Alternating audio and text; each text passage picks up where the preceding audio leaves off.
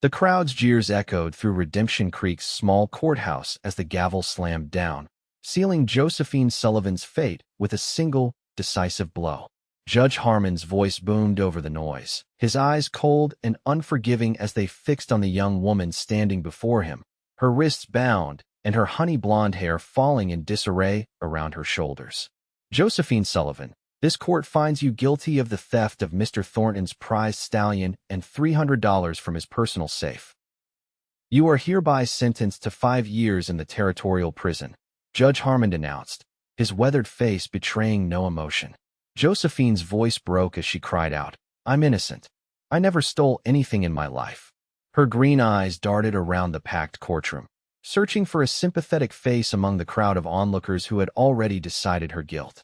It was the summer of 1876, and Redemption Creek, Colorado was a town like many others springing up across the West, full of opportunity for some and merciless toward others.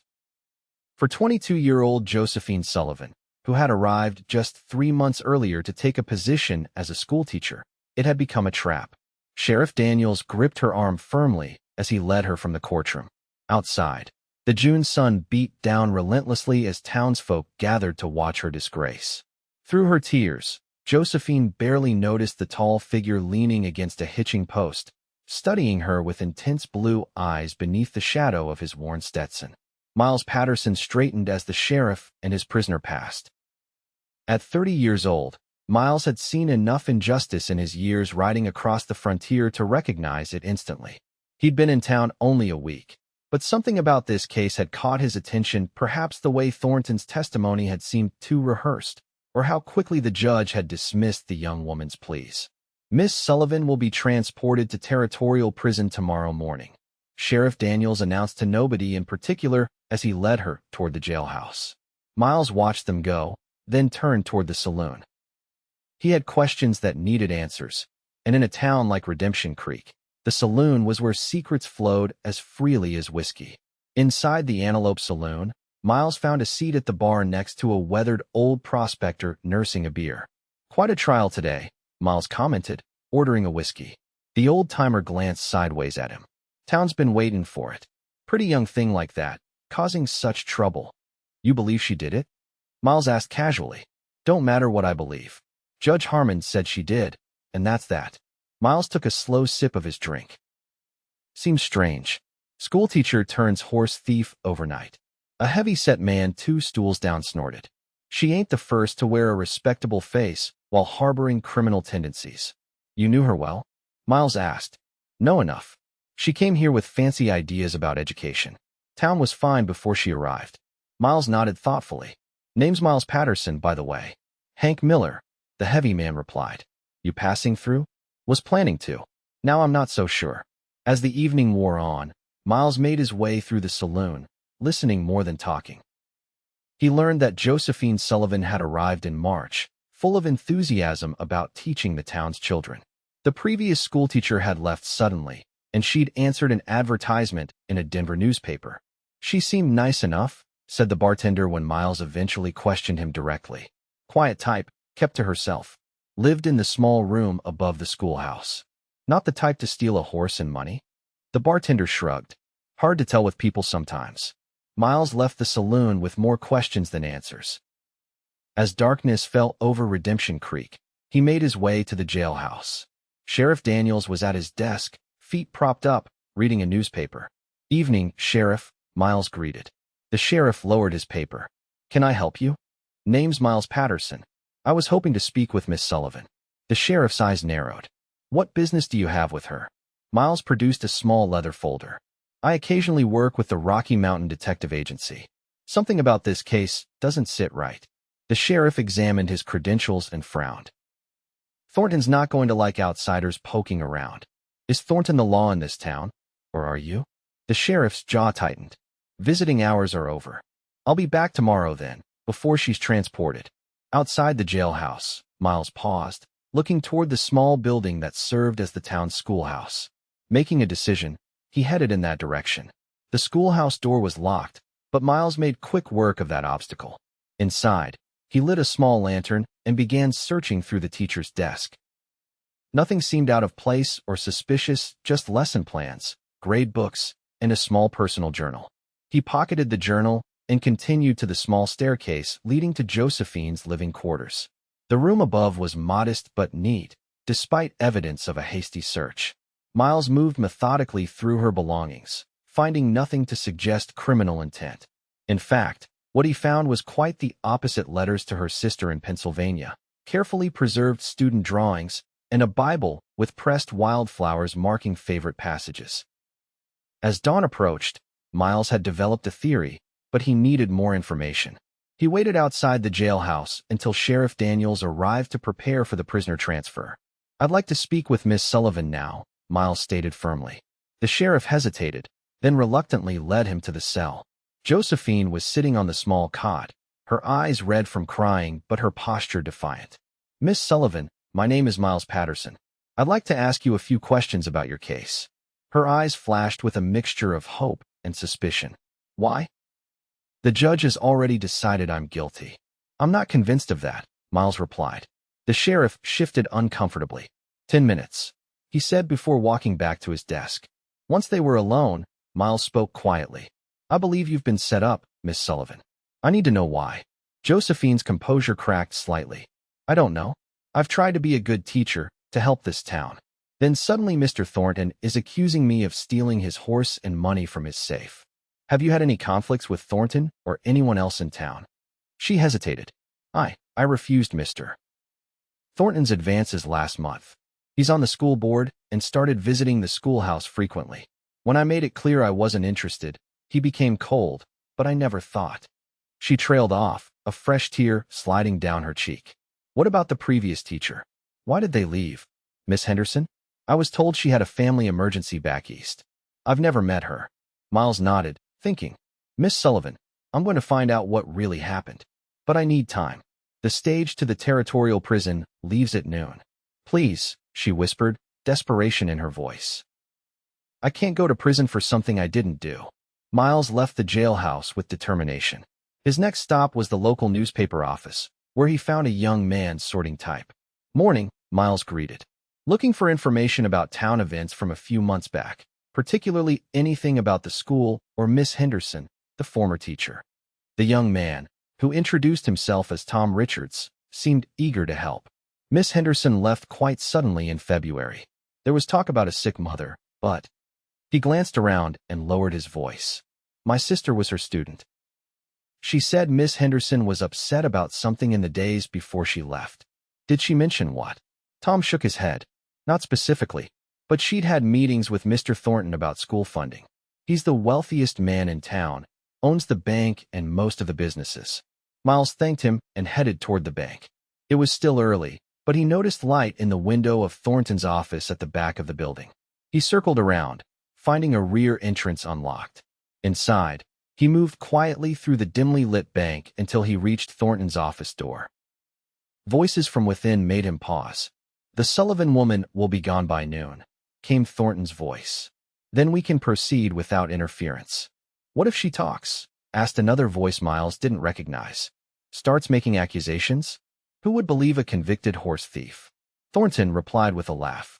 "Besides, we've been careful. There's no evidence connecting us to anything." Miles had heard enough. He needed to find proof, and fast. He retreated from the bank and headed toward Thornton's ranch on the outskirts of town. If there was evidence to be found, it would be there. Thornton's ranch was impressive, a large main house, with several outbuildings and corrals. Miles approached cautiously, aware that ranch hands might be about even at this early hour. He made his way to the stables first, reasoning that if Josephine had allegedly stolen a horse, that's where he should start. Inside, he found a magnificent black stallion in one of the stalls. According to testimony, this was the horse Josephine had supposedly stolen and returned to avoid suspicion. The story had never made sense. Why would a thief return what they'd stolen? A ranch hand entered the stable, startling Miles. "Can I help you?" the young man asked warily. Miles decided to take a chance. "Just admiring Thornton's stallion. Heard it was stolen recently." The ranch hand frowned. "That's what they say. You don't sound convinced." The young man hesitated. "Horse never left the property, far as I know. I sleep in the loft above. Would have heard something." Miles pressed further. "You testify to that in court?" "Wasn't asked," the ranch hand replied. Mr. Thornton said he didn't need me to testify. This was the break Miles needed. What's your name, friend? Jake Wilson. Jake, how would you like to help ensure justice is done? With Jake's reluctant agreement to tell what he knew, Miles turned his attention to the safe theft. He needed to find where Thornton kept his money and any evidence that might exonerate Josephine. Time was running short. It was already mid-morning, and the prison transport would be preparing to leave soon. Miles returned to town and went straight to the courthouse, where he found the clerk, a nervous man named Percy. I need to see Judge Harmon immediately, Miles demanded, showing his detective credentials. Percy hesitated. The judge is preparing for another case. This is about the Sullivan case. I have evidence of her innocence. The judge was not pleased to be interrupted, but his irritation turned to concern as Miles presented what he'd discovered. This is highly irregular, Judge Harmon protested. The court has already rendered its verdict. Then the court made a mistake, Miles replied firmly. I have a witness who can testify the horse never left Thornton's property, contradicting his testimony. And I believe the money was never stolen either. Accusations without proof, the judge dismissed. Then explain why Thornton was so eager to have Miss Sullivan convicted and transported away from Redemption Creek as quickly as possible. What is he hiding? The judge's expression flickered with uncertainty. What are you suggesting? I'm suggesting we postpone Miss Sullivan's transport while I complete my investigation. Unless you're comfortable sending an innocent woman to prison to protect Thornton. The judge studied Miles for a long moment before nodding reluctantly. You have 24 hours to present concrete evidence. Not a minute more. Miles wasted no time. He returned to Jake Wilson and convinced him to make a sworn statement about the horse.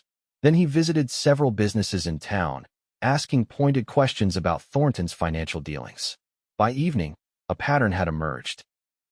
Thornton had been buying up properties throughout the county, often using questionable methods to pressure owners into selling.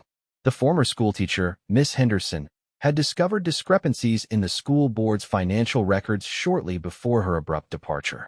Miles broke into Thornton's bank office that night and found what he was looking for: a ledger hidden in a secret compartment in the desk, showing systematic embezzlement from the school board funds and other town accounts.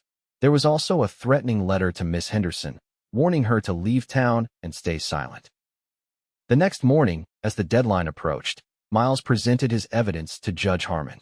The judge, visibly disturbed by what he saw, issued an arrest warrant for Thornton and ordered Josephine's immediate release. When Miles went to the jailhouse to deliver the news, Josephine could hardly believe it. How did you do this? She asked as Sheriff Daniels unlocked her cell door. I just followed the truth, Miles replied with a slight smile. It has a way of wanting to be found. As they stepped outside the jailhouse, Thornton appeared at the end of the street, his face contorted with rage when he saw Josephine freed. He reached for the gun at his hip. Get down, Miles shouted, pushing Josephine behind him and drawing his own weapon. A shot rang out, but it wasn't from Thornton's gun. Sheriff Daniels stood at the jailhouse door, his smoking revolver pointed at Thornton, who clutched his wounded arm in shock.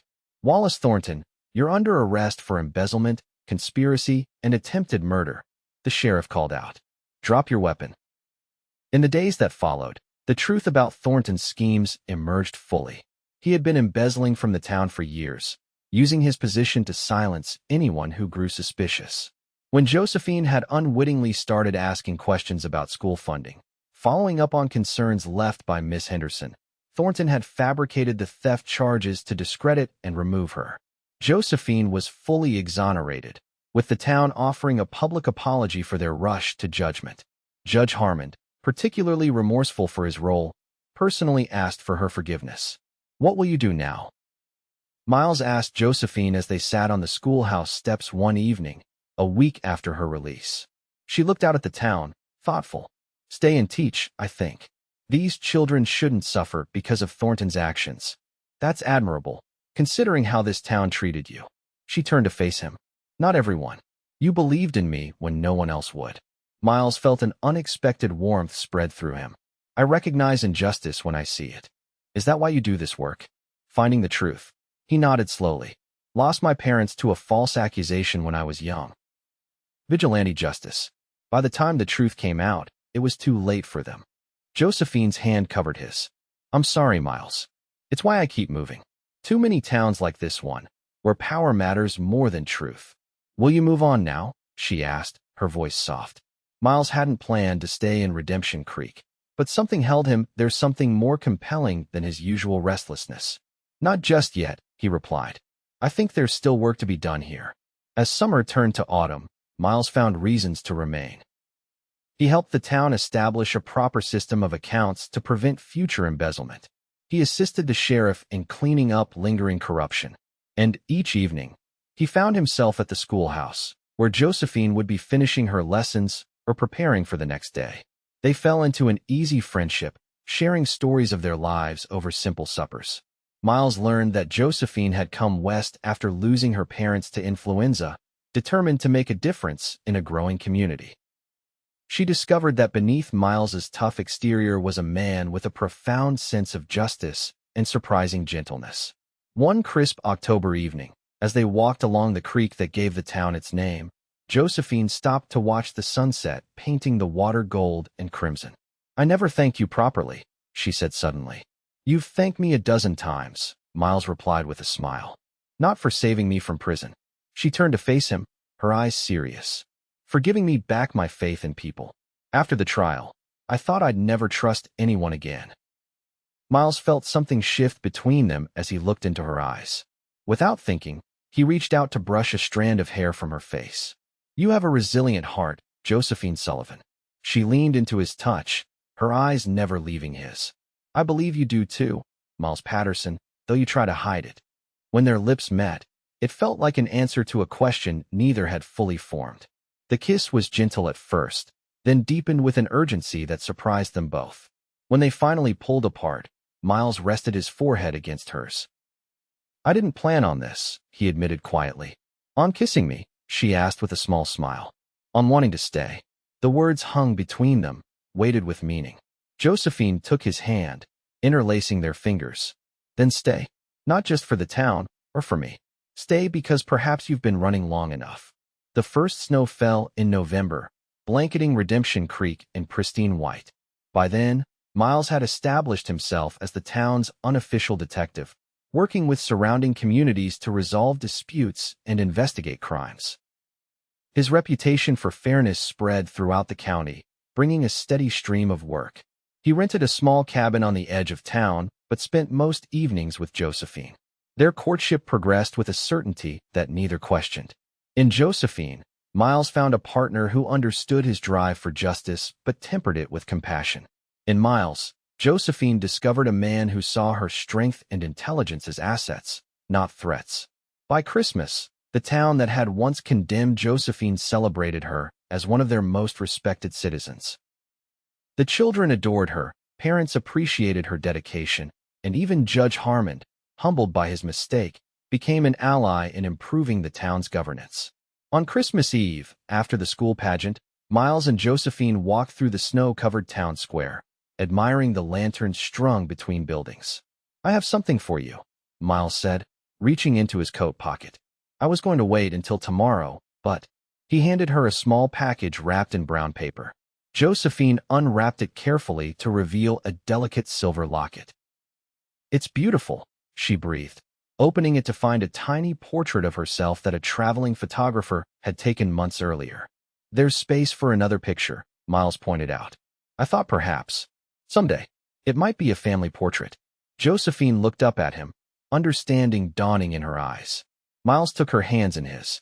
Josephine Sullivan, when I came to this town, I was just passing through, looking for wrongs to right before moving on. I never expected to find a home, or someone who would make me want to build a life in one place. He took a deep breath. I love you. Would you do me the honor of becoming my wife? Tears glistened in her eyes, catching the light of the lanterns. Yes, she whispered. 1,000 times yes. Their wedding in spring of 1877 became a town celebration. The schoolhouse was decorated with wildflowers, and every family in Redemption Creek attended. Judge Harmon, in a gesture of atonement, offered to perform the ceremony. You know, Josephine said as they shared their first dance as husband and wife. When that gavel fell and I was pronounced guilty, I thought my life was over. Miles pulled her closer. Instead, It was just beginning. For both of us, she added, resting her head against his chest. As years passed, Redemption Creek grew and prospered. Josephine continued teaching until the birth of their first child, a daughter they named Elizabeth, after Miles's mother. She later returned to the classroom, bringing Elizabeth with her. 2 years later, their son James joined the family. Miles established a proper detective agency that served the entire region, training young men and women in his methods of investigation and his unwavering commitment to justice. His reputation became legendary, not just for solving crimes, but for preventing injustice before it could take root. Together, Miles and Josephine helped transform Redemption Creek into a model of frontier justice and education. The town's name, once an empty promise, became a reality for many who found second chances there. On their 10th anniversary, they returned to the creek where they'd shared their first kiss. The water still flowed, constant yet ever-changing, much like their love. "Do you ever regret staying?" Josephine asked as they watched their children skipping stones across the water.